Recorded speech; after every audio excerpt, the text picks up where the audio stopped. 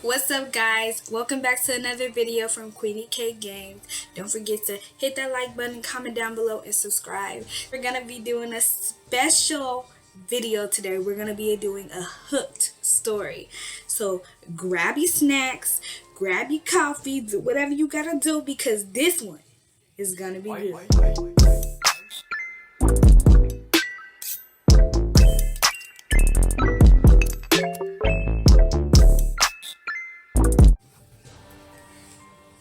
So today's story is called Trick or Treat. Okay. What do you think of my costume? My best friend holds up her phone, then strikes a ridiculous pose in the middle of the sidewalk. I laugh, taking in her ensemble. Slutty nurse? How original. She winces. I know. Derek and I were supposed to go as Joe Exotic and Carol Baskin, but then he got sick. So now I'm headed to his house to take care of him. I raise a brow. Wait, you're missing the Jester Av's Halloween party? To spend the night playing nursemaid? You must really like that guy. She nods and spins in a circle. I really do. He's perfect. And the cherry on top. He's just as into Halloween as me. Ah, so he actually isn't feeling well. He's not faking it just to get out of going to the party. She shoots me a weary look. Of course not. He's not a party pooper like you. I stick my tongue out. Sorry, but Halloween is lame. It was invented by the candy companies. I heard you the first 100 times, and yet here you are, still believing in ghosts and goblins. Sadie's eyes narrow playfully. Halloween is about more than ghosts and goblins. It's about the boundaries between the worlds becoming thin and being able to connect with the dead. I roll my eyes. Spare me the trick or treat, please. She laughs. I'll make a believer out of you one day. You'll see. I smile and she smiles back. We may be opposites when it comes to the holidays, but we're closer than two peas in a pod. I'm genuinely happy that she's been so happy lately. Anyway, when do I get to meet Derek? It's been 2 weeks. I know. Once he gets better, I promise. She suddenly stops and spins the camera. And check this out. This is where he lives. I scan the large, well-manicured house in front of me, and my jaw drops. Wow. Really nice place. I know, right? And get this. He owns it himself and lives alone. No shit. How did he get the money for that? I thought you said he was a teacher. She shrugs. No idea. We haven't really talked about that stuff yet. She waggles her brows as she walks to the porch. But who cares how he got it? Look at this porch. I whistle through the phone, impressed despite myself. I've got to hand it to you. You really raised your standards since Dave. She pretends to gag. Don't even mention Dave. She suddenly trails off, her head tilting to the side. That's weird. What's weird? His door is open. So what? He knew you were coming, right? Yeah, but still. It's not like him. I give her a reassuring look. Then it's probably for the trick-or-treaters. If he's sick, I bet he doesn't want to be bothered with going back and forth to the door. I'm sure there's a bowl in the foyer somewhere. She nods, grabbing the doorknob. You're probably right. Anyways, I better get inside and check up on him. I'll call you tomorrow. Sounds good. Tell Derek I said, "Oh my god." Her sudden scream makes me jump about a foot in the air. Jesus, Sadie? What is it? The phone starts shaking, and I can't make out a thing. Sadie! Hello? What happened? After a few more seconds of jostling, the phone rights itself, and Sadie's terrified face comes into view. Sadie! What the hell? Sadie points the phone at the floor. I squint at the screen, but can't see much in the dark. What am I looking at? I can't see anything. A light suddenly flips on, and I gasp. Holy shit! Is that blood? I stare at the large, dark puddle. I've never seen that much blood before. Not in real life, anyway. The phone starts shaking again, and I hear Sadie whimper. Just look. She points at the phone in the direction, and I gasp again. There's blood spatter on the wall, and circular sprays of it going up the stairs. What the hell? Please tell me that's some sort of morbid decoration? She shakes her head quickly. No. Derek just bought this house. He would never do something like this. Her voice is shaking, and I know she's about 2 seconds from losing it. So I force myself to get it together. Okay, well, maybe he had an accident. Maybe. I hear a low, kneeling cry and stop my words short. It takes me a second to realize it's Sadie. What is it? What's wrong? She moves the phone yet again, and I lean closer, but I immediately rear back when I get a good look.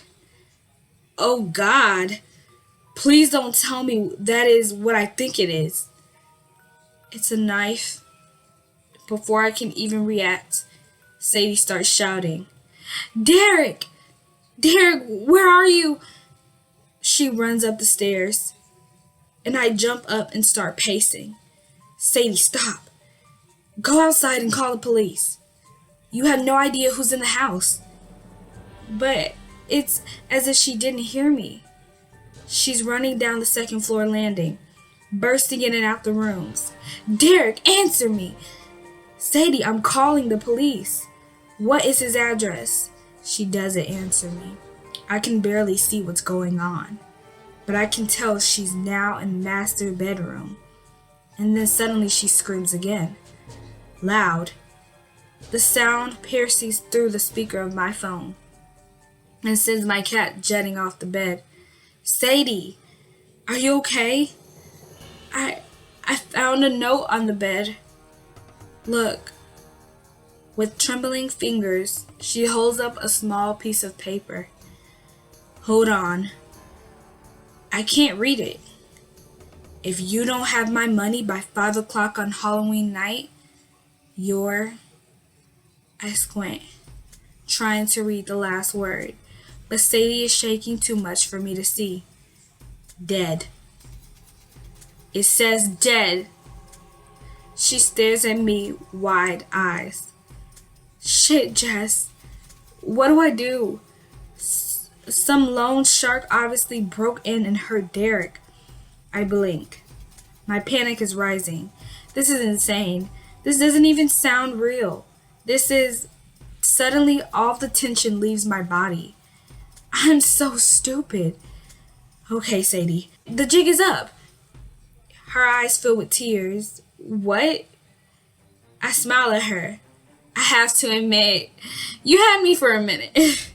Real nice job with the blood. Sadie rushes out the room, half listening to me. Jess, this isn't a joke. I sat back down on my bed. Sure it isn't. Come on, Sadie, give it up. This is just another one of your Halloween pranks. This isn't a prank. She rushes down the stairs toward the kitchen. I watch as she rifles through a bunch of papers.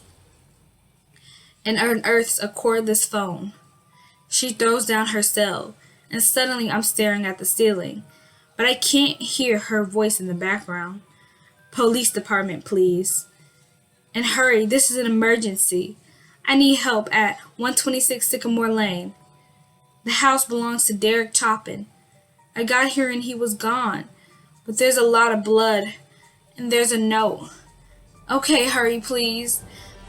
I hear the phone slam, and then I hear her muttering to herself. The attic. I didn't check the attic. The phone moves again, and I just catch a glimpse of Sadie's face rushing for the stairs. She barely spares me a glance when she comes into view. The police are on their way. Jess, I'm so scared. Okay, listen. Don't go into the attic. Wait for the police. You have no idea what's up there. But Sadie is already rushing down the second floor corridor. I have to see if he's there, Jess. What if he needs my help?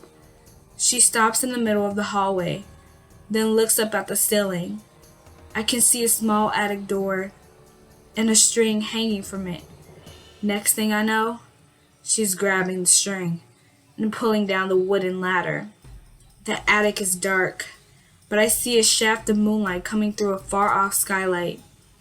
Do you see anything? No. Just a bunch of boxes. Derek! Derek, can you hear me? Her voice echoes in the cavernous space. Derek, I watch Sadie trip and stumble. Are you okay? Yeah, I'm fine. I just slipped on. Suddenly her chest starts heaving, and her eyes go wide. Sadie, be careful. Now Sadie is staring at something on the floor. Sadie, what is it? It's... Suddenly she screams, and the phone drops to the floor. I call her name, and when the phone settles, I see something on the screen. It's Derek's head, lying on the floor in a pool of blood. I can still hear Sadie screaming in the background. I know then that I need to act. Sadie, just hang tight. I'll be there soon. Hurry, Jess. I rush to throw on a pair of jeans, and then I'm out the bedroom door, on my way to Derek's house. 30 minutes later. Jess, are you okay? Shit, Derek. She just fell down the stairs. What? She was rushing to get here, and she just fell. You were supposed to tell her it was a prank before it went too far. Oh my God, she's bleeding. Shit, that's a lot of blood. So Derek's not even dead. It was a prank. She needs an ambulance. Oh my God, she's starting to convulse. Where's your phone? I don't know. Hang on, Jess. God, this was such a stupid idea. Sadie, look, she's gone still. Her eyes, they roll back in her head. No, Jess. It was just a prank. Just a prank. I'll go look for my phone and call 911. I'll be right back. Jess, no. When her whimpers really pick up, I blink an eye open, a grin forming on my face. Gotcha. Sadie's mouth drops open. Jessica Lynn Smith, what the hell? I roll over, holding my stomach, but I can't contain my laughter. I should be asking you the same question. Seriously, Sadie? You had me going for a while, but you play a prank on me almost every year. I should have realized it from the start. And when I did finally realize it, I remembered that I bought some fake blood a few years ago. I kept it in my bedroom in case I ever had a chance to get back at you. Sadie's jaw drops open, and then she pouts. This was a good one, though. Derek and I had been planning it for days. I thought for sure you'd believe it. It was pretty good, but the note was just too much. Sorry. Sadie rolls her eyes, then wipes her face. God, you scared the crap out of me.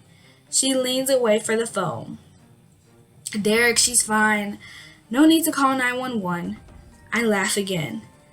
Looks like there's 2 actresses in this friendship and 2 pranksters. Does this mean you're into Halloween now? Nope. From now on, it's all treats and no tricks for me. Sadie laughs, then winks. Happy Halloween, Jess. Happy Halloween, Sadie.